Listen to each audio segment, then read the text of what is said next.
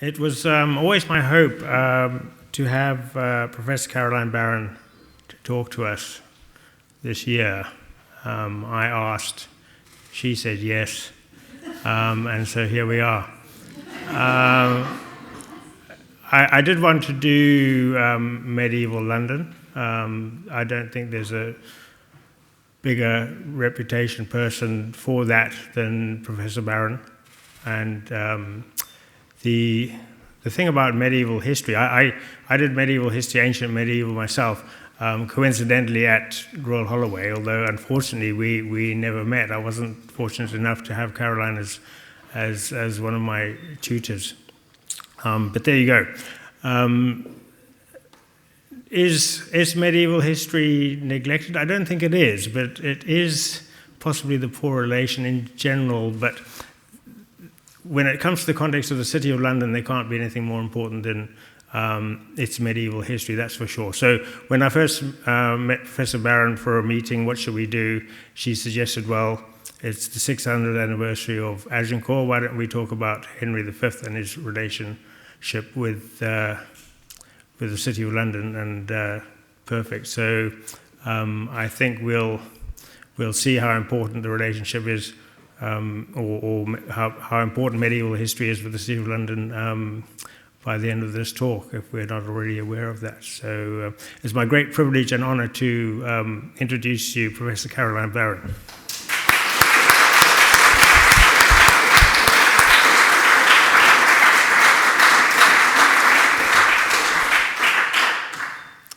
Well, thank you, Mike, for that introduction. I'm very glad to meet people who call themselves London historians. We are a special group. I should tell you that Mike could have had an option at Royal Holloway of doing some London history, but he didn't do it then. He came to it later. I'd also like to thank Valerie. I'm sorry she's not here. I thought that was a very fascinating introduction to this history of this building and of Thomas Gresham himself. And as we drank to Her Majesty the Queen, I thought, since she now is our longest reigning sovereign, I had a thought that maybe Henry V was our shortest reigning sovereign, but of course that's wrong. I looked at my list of Handbook of Dates, and I thought I'd just fill us in on that before we come on to Henry V. You all know, of course, that he isn't the shortest reigning sovereign. He reigned for 10 years, but let me tell you who reigned for shorter periods. Edward VIII advocated within a year, as you know, and Edward V, the one of the princes in the Tower, only was king for a few months. So then we have Richard III, who only lasted for 3 years. I've often thought that the fascination of Richard III is because he had such a short reign, you can mostly find out everything about it in a short time. Then there's James II, who reigned for 4 years, Mary Tudor, who reigned for 6 years, Edward VI for 7 years, along with William IV, and then we have the people who reigned for 10 years, Henry V, Richard I, Coeur de Lion, and Edward VII. Very different people. Anyway, I just thought we should start by I somehow thought one of the things about Henry V is that it was a very short reign. Not as short as some of those, but pretty short, and what he achieved in that time is quite remarkable. And I want to talk to you about Henry V and London, not surprisingly. Of course, what we know about Henry V is his great victory at Agincourt and his conquest of a great part of northern France. But perhaps the role of London in that conquest hasn't been sufficiently explored. And I want to suggest to you, one of the things that is striking is that Henry V took great trouble to woo the City of London. He used all the sort of flattery and deviousness and indeed veiled threats. And it reminded me, and those of you may remember this, of Winston Churchill's efforts to draw President Roosevelt and the United States into the coalition against Germany in the early years of the Second World War. Now, of course, Henry V had more control over London than Churchill had over the President of the United States of America, but the situation faced by Henry V and by Churchill, those situations were quite similar in that both could only hope for victory in a European war if they had help from a wealthy ally. In the case of Churchill, America. In the case of Henry V, London. Now, Henry V certainly succeeded in creating a special relationship with the City of London, but, of course, as with the later special relationship between the United Kingdom and the United States, it was not without its strains. Henry's special relationship, however, needs, I think, to be seen in the context of what I would call the normal relations of the sovereign and the city, London and the Crown. You see, on the one hand, you have the sovereign, the king, who needs the city to provide short-term finance to bridge the gap when royal government was experiencing cash flow difficulties. The thing is, the royal sources of revenue were quite sufficient, but they took a long time to collect. And so the king needed short-term finance. He needed the City of London to provide that. It was also London that was able to supply the necessary goods, luxury goods, to furnish an opulent and splendid royal household, and the armour and weapons necessary to equip a fighting force. It was London that could lay on, as now actually, impressive pageants and royal welcomes for coronations and greetings for foreign visitors. As you know, foreign visitors are often entertained by the Lord Mayor of the Guildhall of London. That's a tradition that goes right back to the medieval period. Now, so that's what the Crown needs from London. On the other side, the Londoners only enjoyed their right of self-government, that is, their right to elect their mayor, to elect their own sheriffs and so on, at the pleasure of the monarch. He could withdraw that privilege if he chose to do so.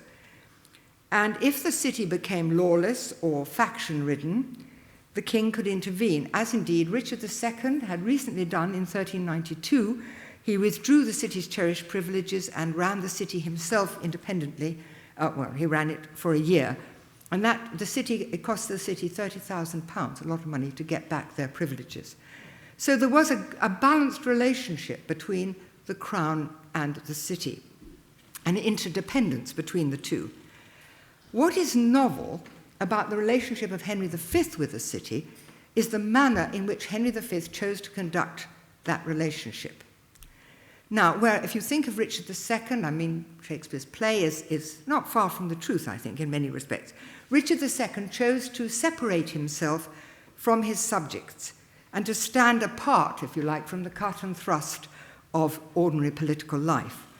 By contrast, Henry V chose to make himself accessible both to his commanders in the field and to his subjects at home. So he had a very different style of kingship, which may be, of course, something to do with the way he was brought up. As we know, he wasn't brought up to be king. He was the son of Henry IV, who wasn't originally going to be king of England. And, of course, there are those stories about his, playing around in the taverns of Cheapside, as we know, and Falstaff and all that, which has some basis in truth, I think. But the most striking manifestation of this special relationship, of this accessibility, is the series of letters which Henry V wrote to the mayor and aldermen and commons of London while he was away on campaign in France. Now, I mean, that may sound quite obvious to send bulletins home, but it was novel.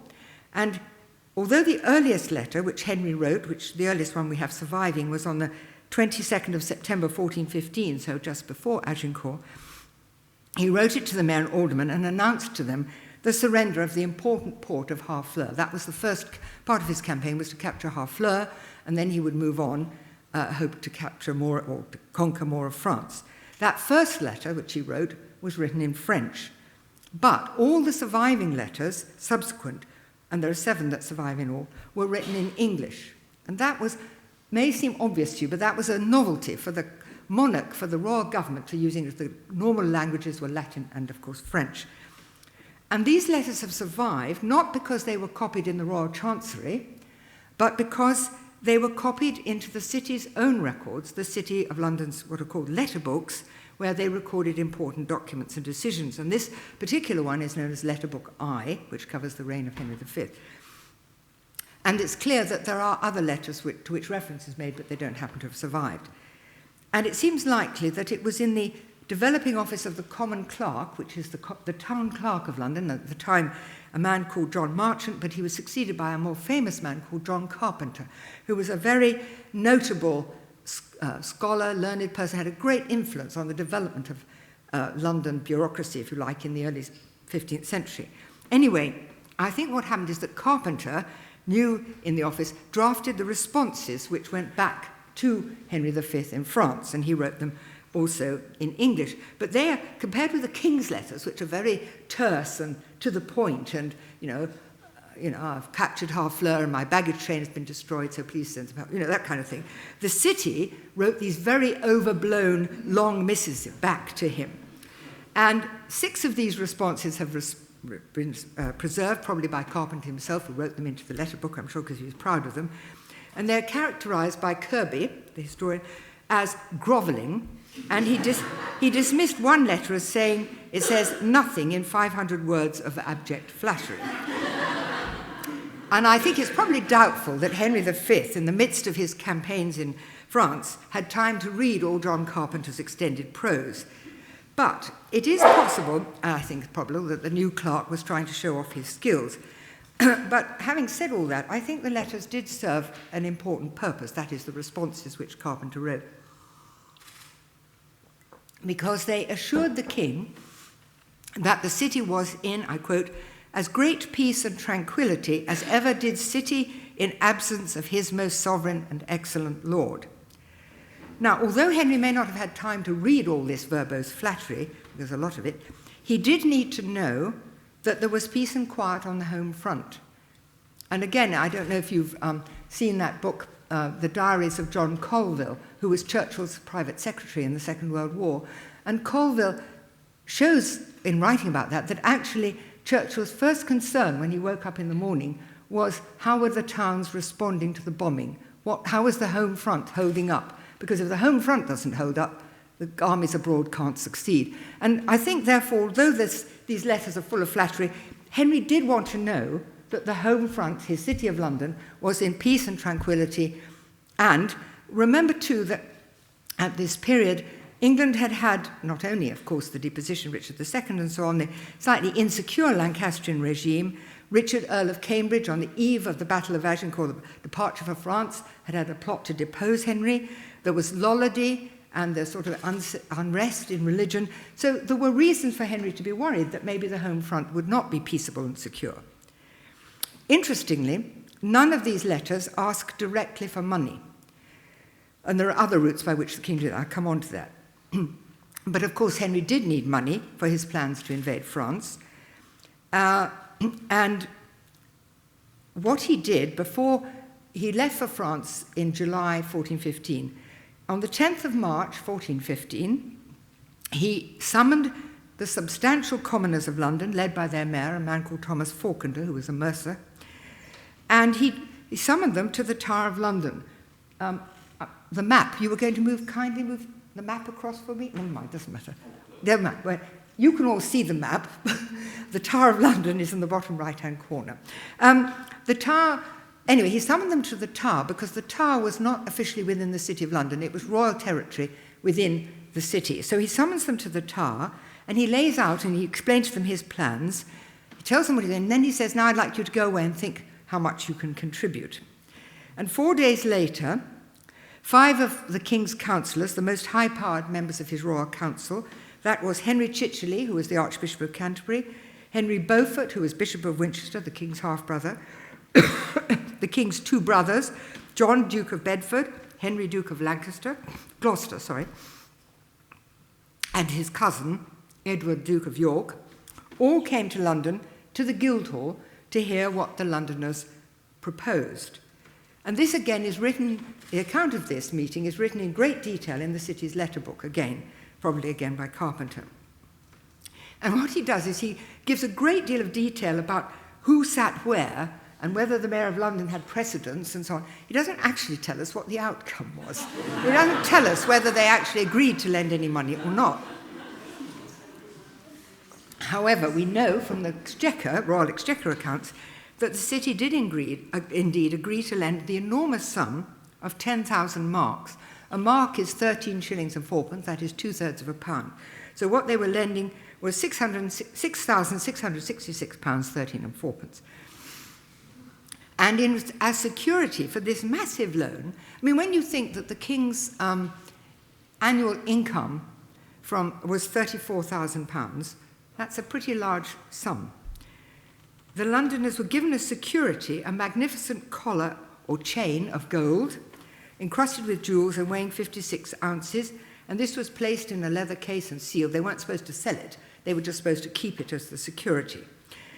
And the collar was indeed returned to the king in December 1416, but although the sum had not been completely repaid, and instead they got tallies, chits as it were, on the wool custom in London. The issues from the wool custom were the most profitable source of revenue to the crown. The wool custom was the most profitable source. London was the largest port. So getting chits on, as it were, on the wool custom of London was pretty good security. That Henry was able to raise this extremely large sum, I think probably owes something to the fact that the Archbishop, Henry Chichele, he had two brothers, Robert and William Chichele, and both of these men were prosperous London merchants at the time, which is an interesting interplay of the great mercantile families and the great families of church and state. Now, how did they raise the sum?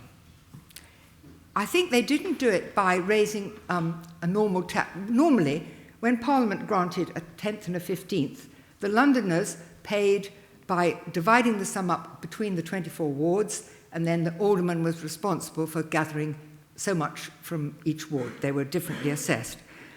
In this case, it seems that contributions were solicited from individual Londoners, and it's interesting that, again, in November 1416, so that's only, a bit more than a year later, but after the victory at Agincourt, of course, the Londoners agreed to lend a further 10,000 marks, and this was again collected by these individual assessments. But they didn't get any royal treasure pledged on this occasion. They were just given assignments on the wool custom. But you can notice a sort of gradual lessening of enthusiasm for lending money, which is perhaps not surprising. When the king needed a further loan in 1417, different manner of raising the money was decided upon. And it's interesting to see that gradually people are becoming less enthusiastic, and the king has to pledge again his Spanish sword, which was part of the treasure of Richard II, which had passed to the Lancastrians. It was decorated with jewels and weighed 84 ounces and was valued at £2,000. But as I say, it was becoming harder to raise loans in the city, so I don't think we should think the city was madly enthusiastic for this war. Yes, they will support the king, but even after his victory and his conquest, they weren't very keen to go on lending large sums of money. And there was some protest. There was some resistance to paying tax. Men were threatened with the loss of their freedom, that is their citizenship, if they failed to pay, and 14 men were sent to Newgate for refusing to contribute to the assessed amount. And the final loan was agreed in May 1421 of £2,000.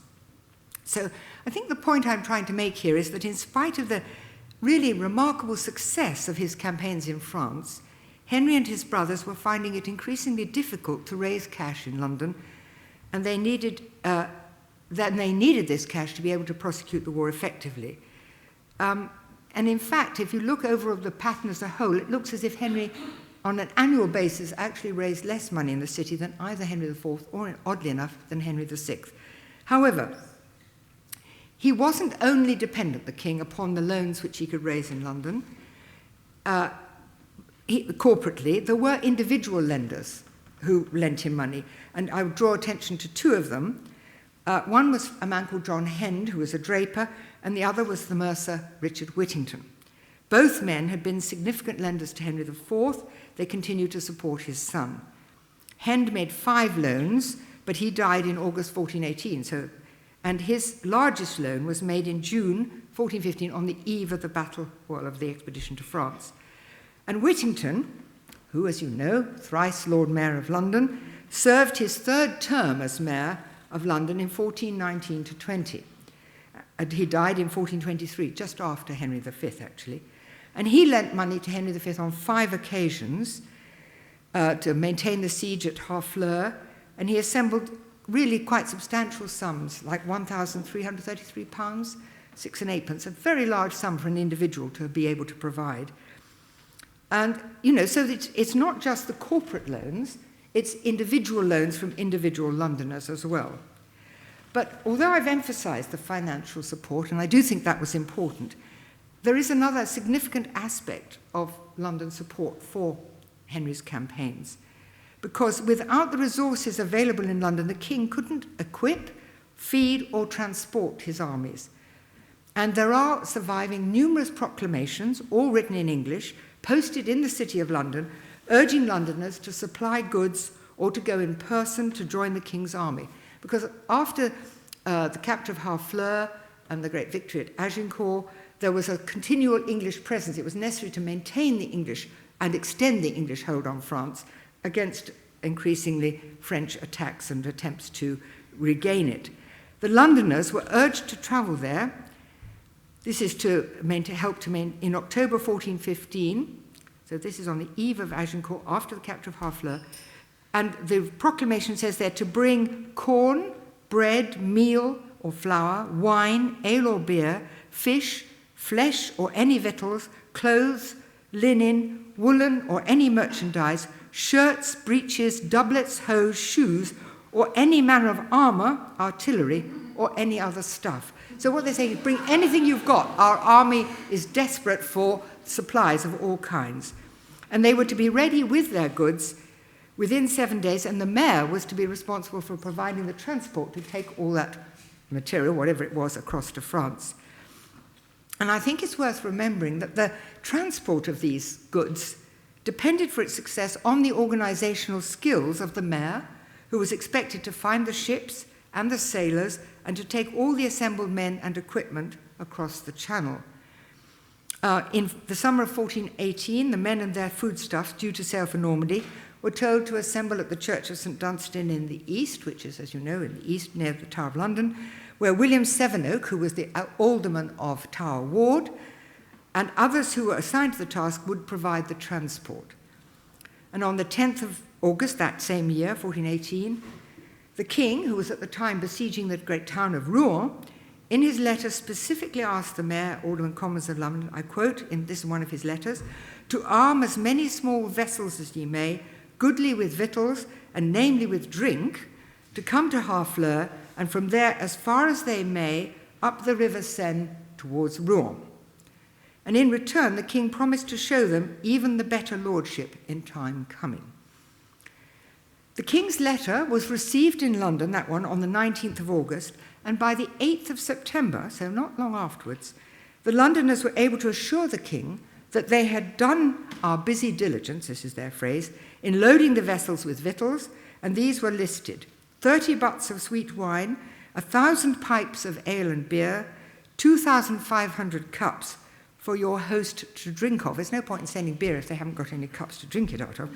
And all this they gave to the king. This was to be a gift from the city, he wasn't to pay for it, this was a gift. And so at a meeting, the aldermen decided how they were going to pay for this. And they decided that the brewers who supplied the ale and the beer were to be paid a total of £500. The turners, those are the people who make the wooden cups, were to have 4 shillings for every 100 cups.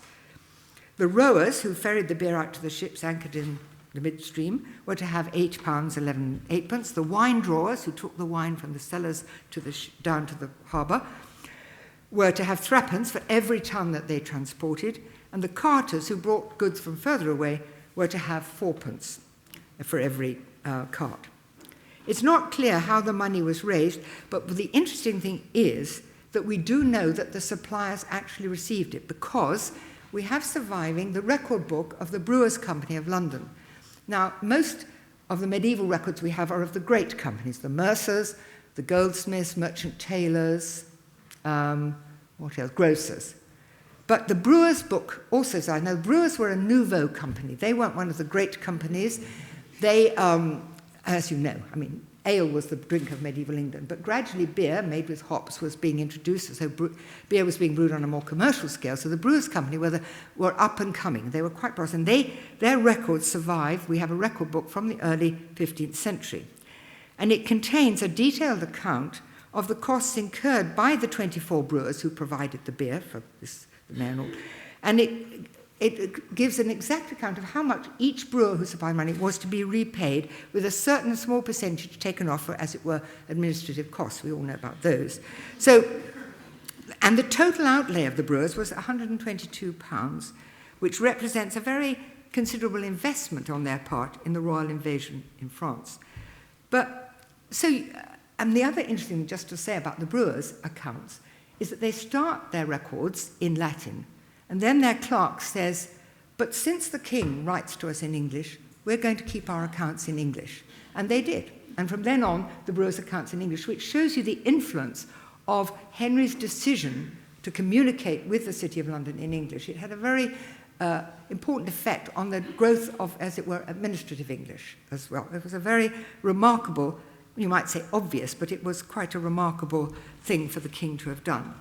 Anyway, not only did the Londoners supply beer and ale and wine and so on, they acted as ship's chandlers. They equipped vessels which transported men, armour and food, as we said, across the Channel.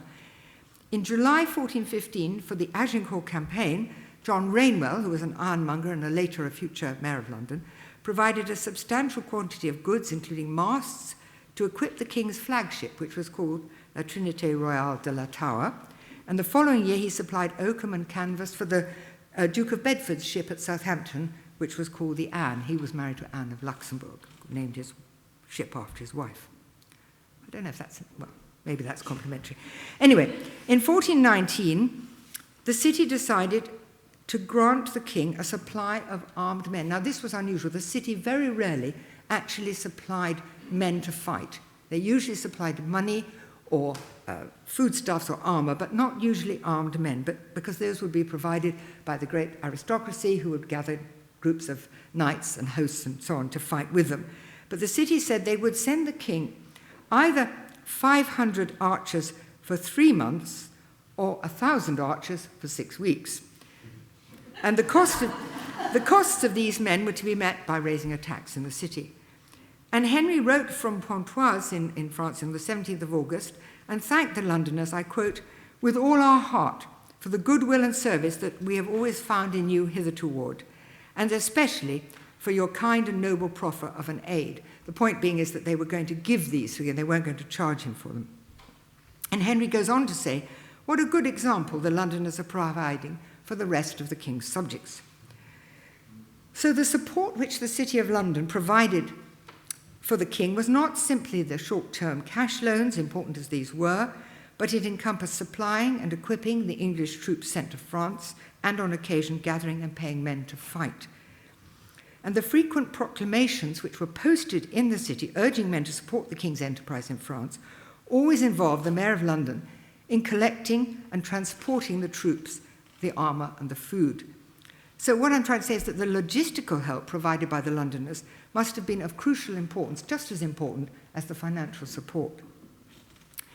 But the Londoners' engagement with Henry V wasn't confined exclusively to his great military enterprise in France. It was also the City of London which provided processions which enhanced the significance of crown events, and these are not all connected with the war in France. For example, Henry V chose to be crowned only 3 weeks after the death of his father in 1413. And the celebrations, perhaps for this reason, because it was so shortly after his father's death, were quite meagre. His coronation took place on the 9th of April, which was Passion Sunday, which is the 5th Sunday in Lent. So being in the middle of Lent, maybe that also explains the muted celebrations. And interestingly, a man called John Cock, who was a brother of the Hospital of St. Bartholomew, the hospital's still there, noted in the cartulary, the great cartulary which he wrote for his hospital, that he was present in London on the day of the king's coronation and witnessed the coronation procession, and he said the day was valde pluviosa, very rainy. And if you remember the coronation of our current queen, it was pretty rainy, and also her diamond jubilee was extremely wet, if you remember. Anyway, so Henry V's coronation day, it rained. And Henry rode across London Bridge, which was customary. He was greeted by giants and singers on the bridge and musicians, and we know something about those because they were paid for by the different city companies and recorded in their accounts as he processed through the city. But it wasn't, obviously, it was quite a low-key affair. And again, when Henry left for France on his great campaign in June 1415, as he rode through the City of London, he was accompanied by the mayor and aldermen who accompanied him across London Bridge to Blackheath, and then they took leave of the king. And the king, according to a chronicle account, said, the king bade the mayor go home and keep well his chamber, That's what he called it. It was often the royal phrase to call the City of London the King's Chamber, and keep well his chamber in his absence. And he gave him Christ's blessing and his own, and cried, Christ save London. Well, these were anxious days for the city as they waited to hear news of how well the king got on. And as we've seen, early in October, there was that proclamation asking for food and supplies to be sent to Harfleur to support the king's army. And then we have an interesting account of how the news of Agincourt was received in London. Because, again, the account is in the city's letter book, and again, it's probably the work of John Carpenter, and it describes how at first the city received bad news. Now, you know, of course, that Henry left Harfleur and was moving northeast across France, and his army was very depleted, they were not well, they were trying to avoid encountering the great French army, and in fact they couldn't avoid this, and so they had to stand and fight. And as we know, it all turned out well. But obviously somebody from that army had come back to London and said, things aren't good, the army's not in good shape, we're being chased by the French. Anyway, so the city first received bad news, actually on the 25th of October, that is St. Crispin's Day, the actual day when the battle was fought. But this was clearly somebody who had come to London, leaving the army a few days earlier, and namely brought a report which caused, I quote, is written in endless sorrow, and alarmed the community throughout the city. But then, on the 28th of October, so that is 3 days after the Battle of Agincourt, the 25th, the, I quote, a trustworthy report of the truth arrived to refresh the longing ears of all the city. That is, that Henry had won the Battle of Agincourt. So on the following day, the 29th of October, when it was the customary day for the newly elected mayor, who in this case was a draper called Nicholas Wotton, the newly elected mayor would go with the aldermen and ride to Westminster to take his oath, the origin of our Lord Mayor's procession. And on this day it was decided, because of the news of the battle of the victory at Agincourt, that the mayor and aldermen and an immense number of the commonalty, that is of the citizens, should not ride but to go on foot, as on pilgrimage to Westminster, to give thanks in the Abbey for the joyous news, and that they would then take the oath before the barons of the Exchequer. And Carpenter, again, very anxious to point out that this was exceptional and not to be taken as a precedent. He didn't want them to have to go walking every time. Well, the welcome, of course, for Henry V on his return from Agincourt, although he, which was about a month later, Saturday the 23rd of November was the day in which he was received in the City of London. And of course it was quite elaborate, although the city had only had about 4 weeks to prepare. And we have a very good account of this, written in a chronicle called Gesta Henrici Quinti, The Deeds of Henry V, probably written by a chaplain in the household of Henry V. And the theme of the welcome was not so much triumphalist as reverent and giving thanks to God for Henry's victory. Although on London Bridge there was a giant, quote, to teach Frenchmen courtesy, accompanied by his wife, who was dressed in a red cloak for some reason, together with St. George, a lion, which of course was the badge of England, and an antelope, which was Henry's personal badge. And the costs of these pageants on London Bridge, together with the choirs of boys who were dressed as angels and singing the anthem Benedictus qui venit in nomine Domini, blessed is he who comes in the name of the Lord, amounted in all to about £20, which had to be paid for out of the normal income of the bridge. London Bridge, as you probably know, was had its own endowments of land that people gave as a charitable and pious purpose, and was administered by bridge wardens, and they used this money to maintain London Bridge.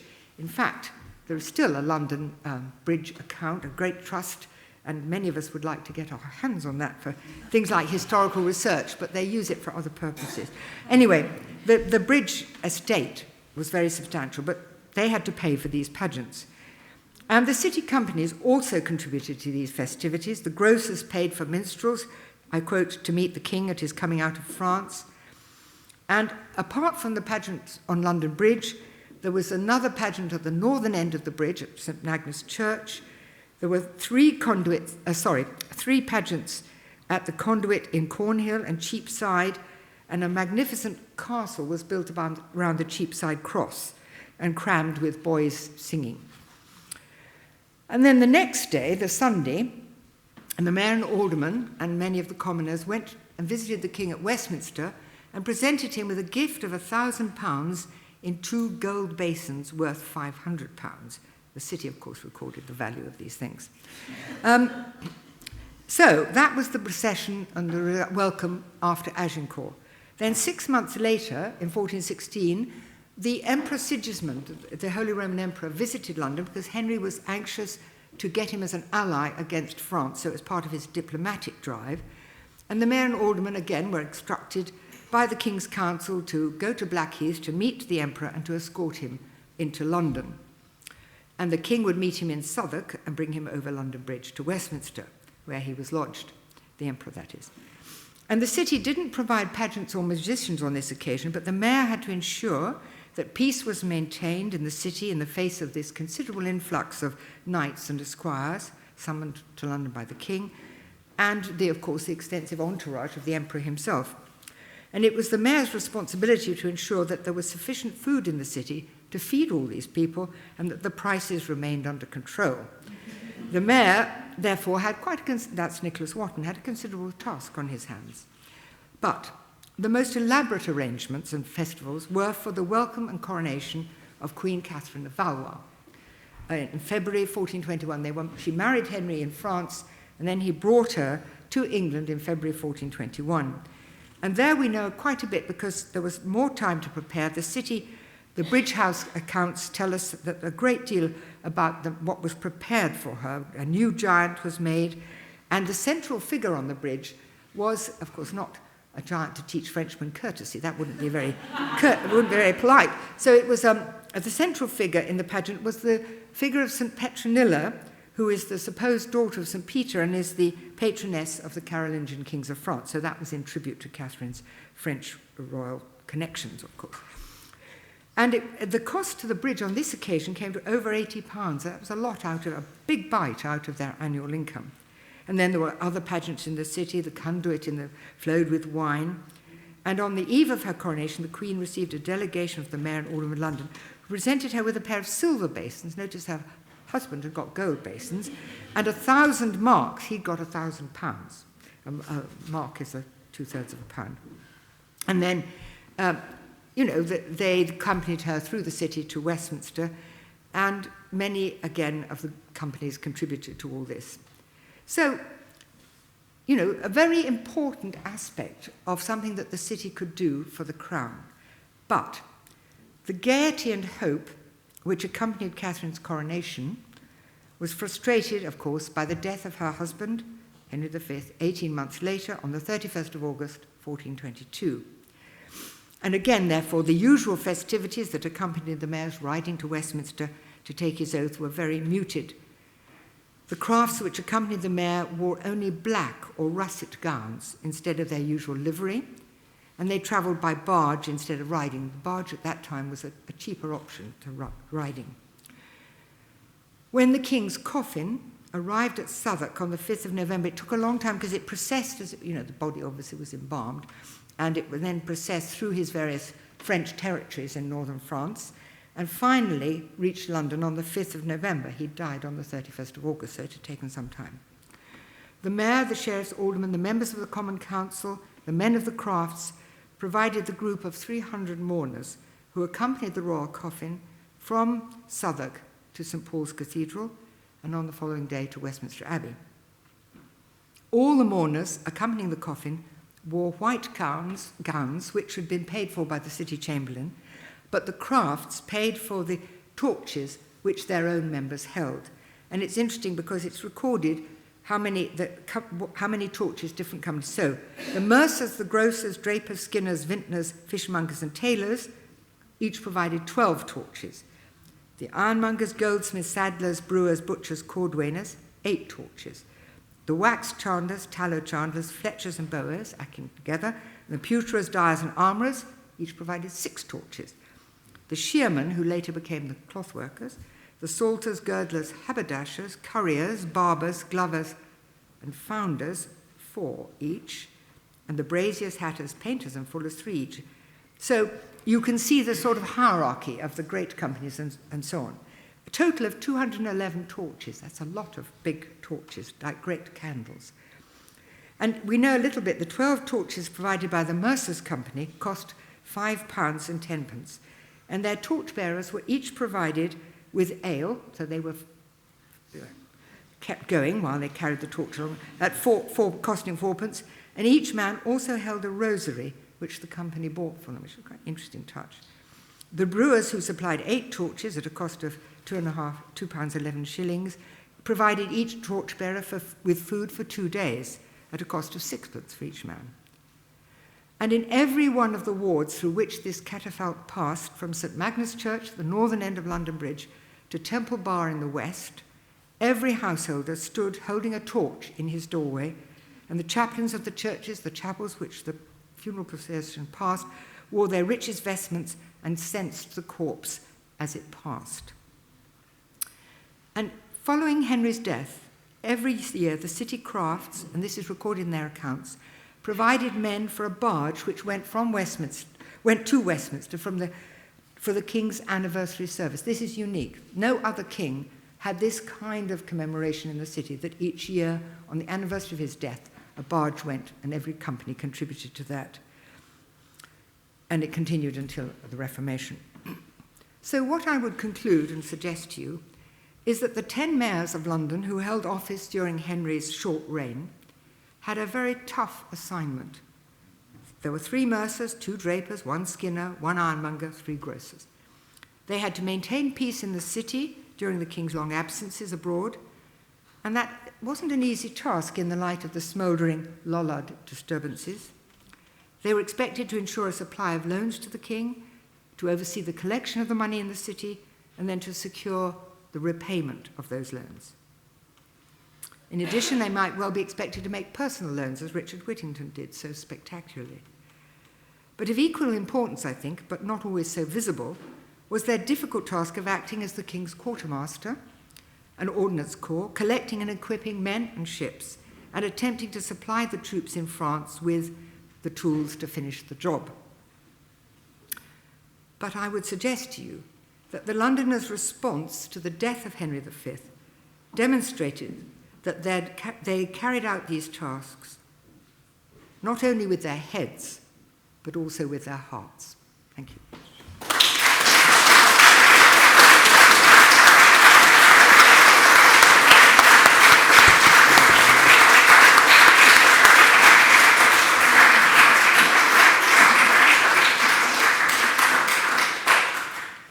Thank you, Caroline. I think I'm sure all of us got a real good sense of what the city was like and its workings back then, and how that worked. I mean, I have some questions, but I'll only give you one. Right. We'll open up to the floor now, using the mic.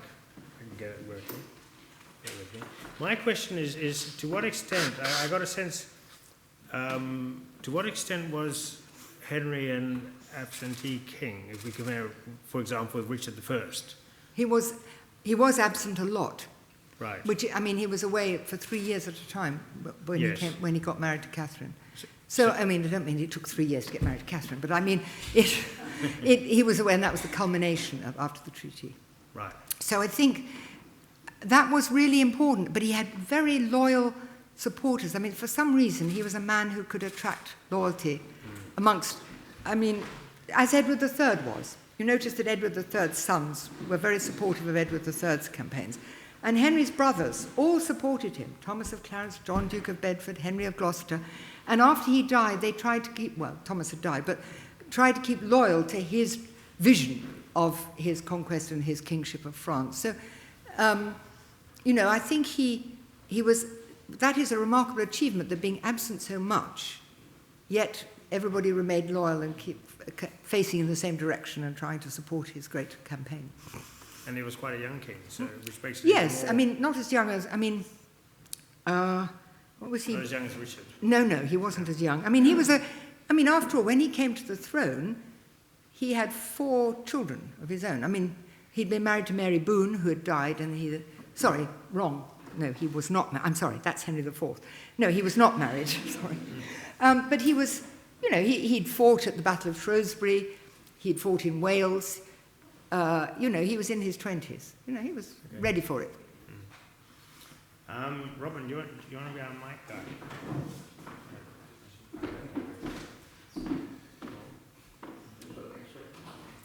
Yes. Mr. Warman.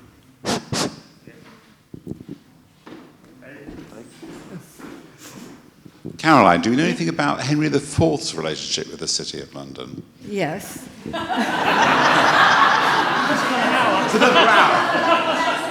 Terrible, whatever you talk about, somebody wants you to tell them.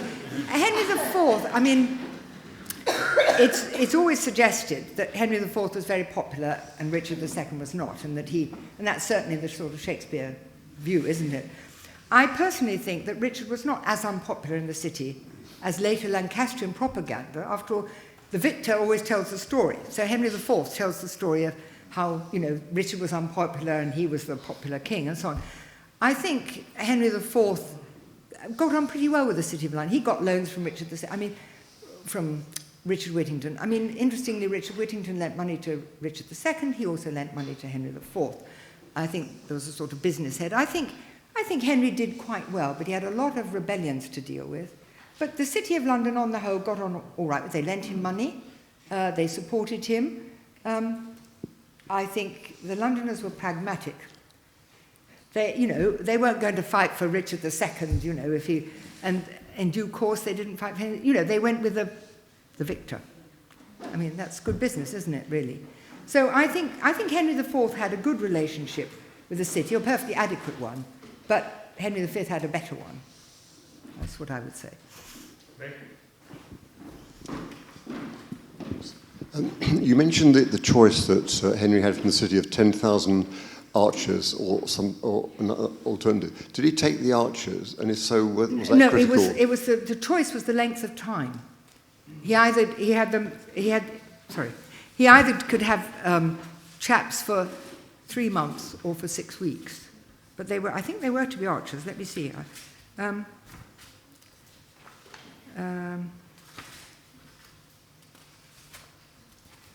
Right, 500 archers for 3 months or 1,000 archers for 6 weeks. And do you know which one he took? Good question. And was it the short answer is no, I don't know. I'll see if I can find out. But please don't ask me about whether the left flank attacked or the right. Not my scene. I just thought I'd better head that one off in case people ask me, what the French cavalry were up to. What I know is based on the Laurence Olivier, really.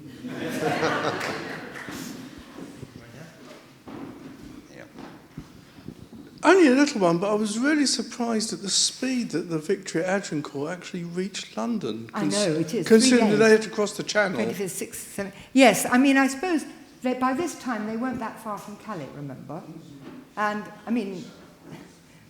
crossing the Channel takes, depends whether, there are French farmers striking or anything, but basically, I think they got, crossing the Channel is what, 4 or 5 hours, I suppose, or depends, and then riding up to London. If you've got good news like that, you want to be the first because you tend to reward the messenger with good news. So I imagine there was an incentive to do it as quickly as possible. Waterloo took ages, notoriously. Did it? Right. Well, things got worse, didn't they, from the medieval period? Right. Oh, well, they were. Oh, okay. There's a good book on it. Right.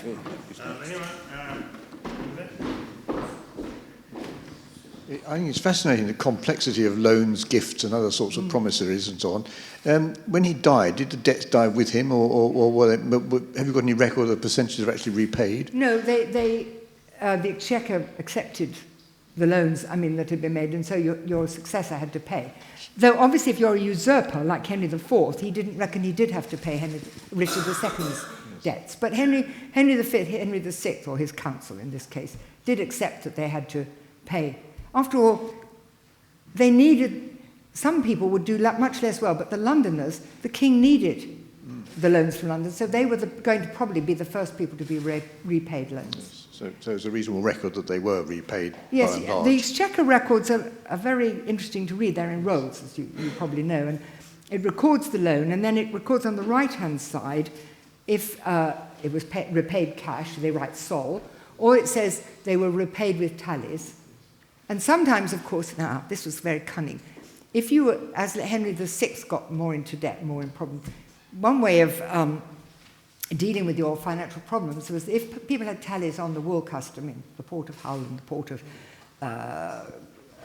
Chichester and the Port of London, you just changed one customer, collector of customs in each port, so all the tallies were invalidated, right? So then everybody has to get new tallies in order. So there were ways in which you could prolong a loan, but that didn't make people happy, and the Londoners on the whole always got assignments on the wool custom or the other customs in London where they had influence and could collect successfully. They call that rolling over debt these days, I think don't that, they? yes, yes. Thank you. Any more? Corin? Caroline, in your assessment of the behaviour of the city towards Henry, or indeed behaviour towards any other monarch, did you deduce any particular sort of sense of ethics or propriety in the way the city looked at the relationship with the monarch, or was it simply based on pragmatism, the right horse to back at any time? You mean, did they sort of think that an anointed... Was there a right or a wrong, or was it simply, well, it's money, it's commerce, it's what reflects our best interests, and this is the right one to back at a particular time? I suspect that the latter, I have to say. I mean, I think they were pragmatic. I think if you look at the Wars of the Roses, you know, members of the aristocracy would side with one side or the other.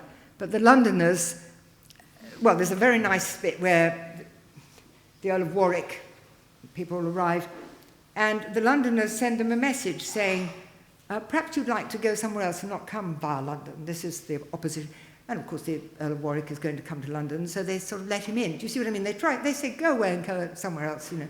And when he won't be deflected, they say, okay. And once they'd let in the Yorkists, as in effect, they had to make sure the Yorkists were successful. So then you get massive loans to the Yorkists in that short period before Edward IV is finally successful, becomes king. Because in a sense, if you've let the opposition into the city, you've got to make sure the opposition wins. So in a sense, they'd made an investment. But I don't think it was an emotional... They didn't think this person is more right to be king than that one. They just thought, okay, he's here. And I think actually the government of Henry VI, the council, was not a good government. It was ineffective. And I think that they wanted strong government, which is always better for trade and so on. So I think Edward IV seemed to them probably to present a better opportunity. But I think they would have preferred he to go away and they not have to deal with it. But if they let him in, they had to make sure he was then successful. Very good. Any more? I've heard a story that Richard Whittington threw a bill of debt into a fire at a banquet. Is this true? Or is this a myth? I think my guess of the sort of person I think Richard Whittington was, I think he'd be very unlikely to throw a tally into the fire and burn it. But I think he did lend money to the crown. It was, on the whole, repaid. But what I think was the case with Richard Whittington, as you realise, his wife had died, he had no children, so all his great estate went to charitable purposes. So in a sense, myths grew up around him as this great charitable figure. And what is interesting about Whittington, I mean, he's worth a talk in his own right, but just as interesting as Gresham, is in fact that he did something unusual in that he gave his great estate, and he founded almshouses and a college of priests, not to the church, which would have been the normal thing, but he gave it to the Mercers' Company. And of course that meant that when the Reformation came, it didn't get taken away, and so his benefactions, which carried his name, Whittington's Almshouse, Whittington College, survived in a way, and therefore when the story of a cat, I'm afraid there's no historical evidence for the cat, but when the story of a cat bringing fortune, good fortune, which is a European folklore, comes to England in the late 16th century, it is attached to Whittington because his benefactions had kept his name as a great charitable, successful entrepreneur alive for 150, nearly 200 years. So, but he didn't, I think, he didn't make his money by burning tallies. Yeah. David and then Chris. Do we still have Tracy in the room? No? No. Tracy still somewhere gone. She's our London historian's expert on the Whittington legend. Oh, perhaps she was upset by something I said. I was going to ask a follow-on Whittington, and that's, I think you said he gave over £1,000 to the king at one point. Well, certainly he. But And did I get that right? That was about twice the king's annual. No. Annual income was about the king's annual twice. is 34,000. 34,000. Yes. Okay. So, but what you have to remember is that these loans were then repaid, so it's money that can be lent out again. Do you see what I mean? Over. Yeah. You know, But it still leads it's me a to rolling. wonder how rich was Whittington to be able to give that amount of Well, money. when he died, it's thought his estate was worth £5,000 or £6,000. Right. Interestingly, his chief executor was John Carpenter, and he had been town clerk or common clerk when Whittington was mayor, and he seems to have been the chief executor. And my guess is that he influenced Whittington because one of the things that Whittington's money went on, apart from the almshouses and the College of Priests, was the library at Guildhall. Yeah. And there's no evidence that Whittington particularly read books or had books. But the person who had a big personal library was Carpenter. And John Carpenter, I think, said to Whittington, "You'd like to have a library, wouldn't you?" And so they set up the first public library near to Guildhall. And Carpenter left, his books are all named in, well, not all of them, but he lists a lot of his books and gives them to individual people. But the residue of his books was to go to the Guildhall Library. And then you get other bequests to Guildhall Library. Unfortunately, because the library was quite closely associated with the Guildhall College of Priests, which was deemed the Chantry Act to be a sort of chantry, so it was dissolved in 1548. And the books were taken away in carts by Protector Somerset, and they were never, although the alderman said, "We hope when he's finished reading them he'll return them," he didn't return them. So I have a feeling that there may be books from Guildhall Library in Burley House, you know, where the, so that library, I feel sad about that, because here was a library for public use, nipped in the bud, really. We think of the Reformation as setting up a whole lot of Somebody's disagreeing with me here. Setting up a whole lot of... we think of the Reformation with those new professorships at Oxford and Cambridge and this emphasis on learning and reading the Bible and so on. But in some ways, the Reformation destroyed some intellectual enterprises that had been going. So it was, not all good, the Reformation. We have one more, I think, from Chris.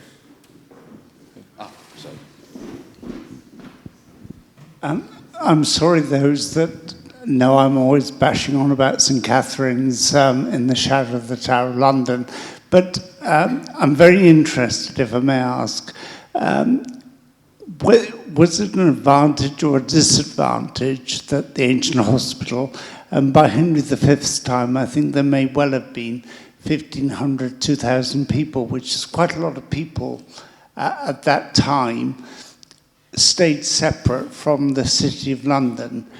They would, as I understand it, every time the city said, we want your taxes and your, it was a very thriving dock, I think, by Henry V's time. They said, no, go away, and if you don't, we'll get the Queen onto you, because the Queen was always the patron. But we hear so little about St Catherine's. I wonder... Well, I think we know a certain amount. You mean the Hospital of St Catherine that was founded in the 12th century and yes, still going 1147, 1825. Which is just, as you probably all know, just lies to the east of the Tower of London. I don't think there could possibly have been 1,500 people in it.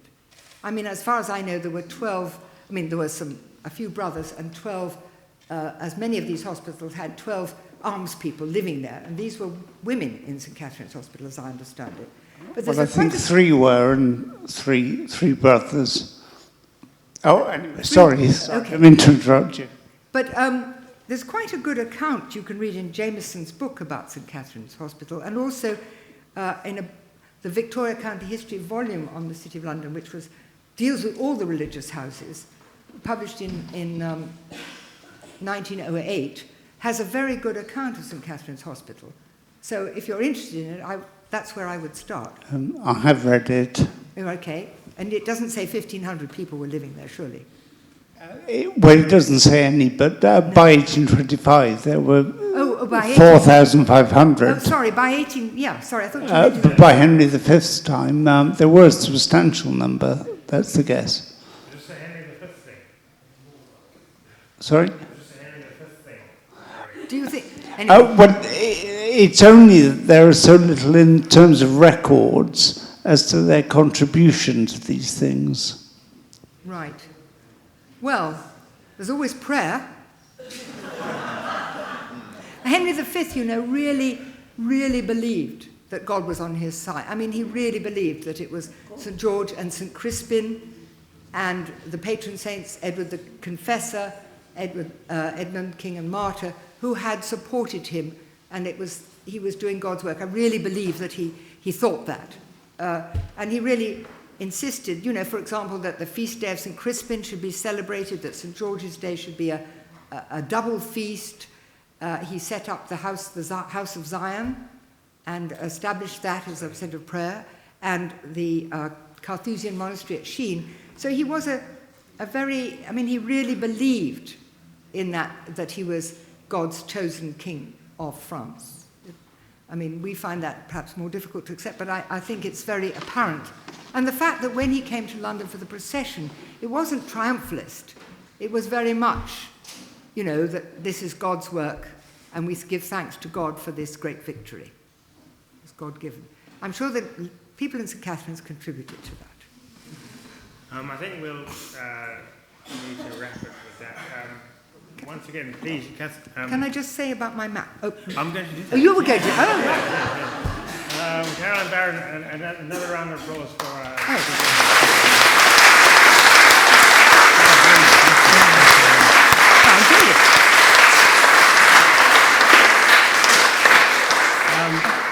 Thank you for your questions. We have to be out of the building quite quickly, about 1:30. Caroline's got some, that map up there is a Tudor map of London, very popular, I gather. You've got about 8 or 10 well, or I only so. brought them, I don't want you to think I get any money out of this, you know, I'm not Richard Whittington. The point is that when I last talked about something in the Guildhall Library, there were a number of city guides there, City of London guides, and I had a few maps which I sold, and there were lots of people who wanted them and were very miffed that they couldn't get any. So I have brought these maps. They're a map of Tudor London, and on the back it's got an indication of why we've placed certain buildings where we have. You'll be glad to know St. Catherine's is there in the map, right? And actually, it is quite useful to have it as a wall map, because we originally published it in an atlas, so the map was spread out on 4 different sheets of this big atlas. So now they've been put together as a single map. And I suppose it's quite useful because so little of medieval London survives. It's very hard sometimes to have a sense of what the medieval city was like. When you think there was the Reformation, there was the Great Fire, there was the Victorian redevelopment, there was the bombing of the Second World War.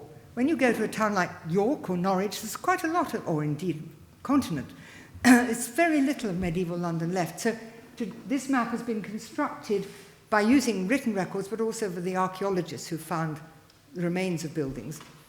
And I'm sure that it can be improved on, but I think it's quite helpful. And just think how small medieval London was. It was the largest city in medieval England. It probably had, at this period, a population of perhaps 40 to 50,000 people.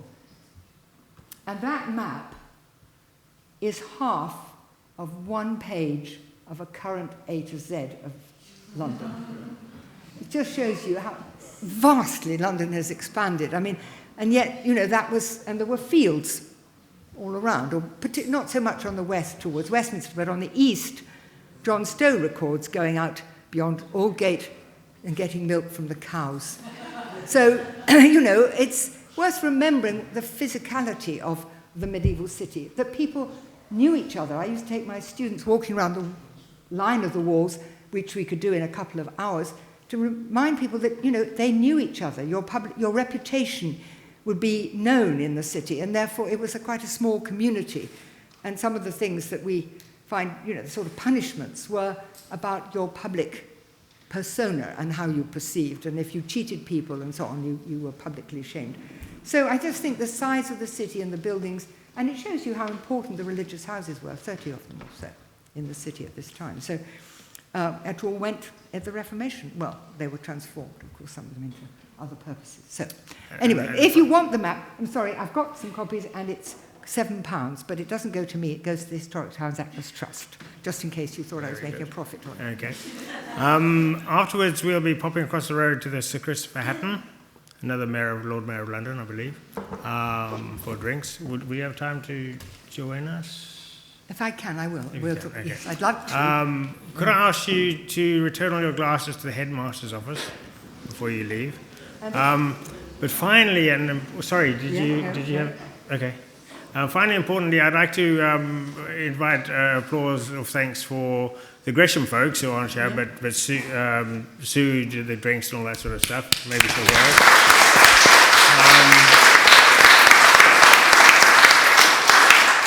Jane and Robin for invaluable help. Oh. Yeah.